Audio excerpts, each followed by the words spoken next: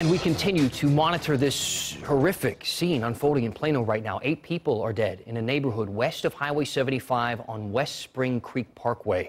A police officer shot and killed the suspect here. We have Steve Pickett. He starts our coverage now at 10:30.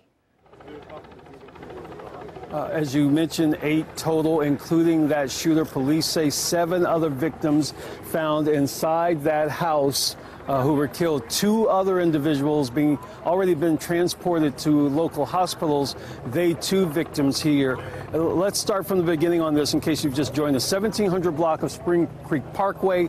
Police respond to this location from shots called. That was the initial 911 call. We are told one officer responded to this location. When he arrived, he immediately saw victims on the inside of this house, we are told, and he saw this suspect with a gun. Shots were fired then. That officer shooting and killing that suspect, an adult male. We are told by police they believe all the individuals who are victims here are also adults.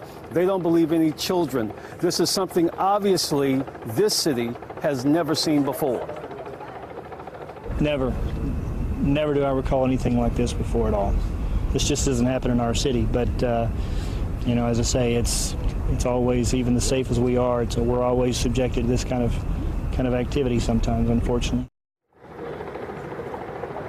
One of the eerie things about this, when you sadly doing this job, when you come to scenes like this, invariably you would find relatives, you would find loved ones here at this location. We've not seen any indication of that.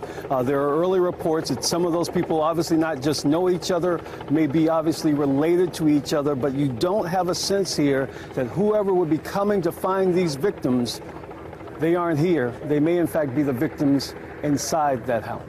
Reporting live, Steve Pickett, CBS 11 News. Wow, what a way to put it. And to hear Officer Tilley from Plano saying that he's never seen anything like this before. Steve, thank you. You can only imagine what the people next door are feeling, what the people down the street are feeling as they hear that helicopter buzz overhead, see those flashing lights. We have Yona Gavino covering that part of the story for us, Yona.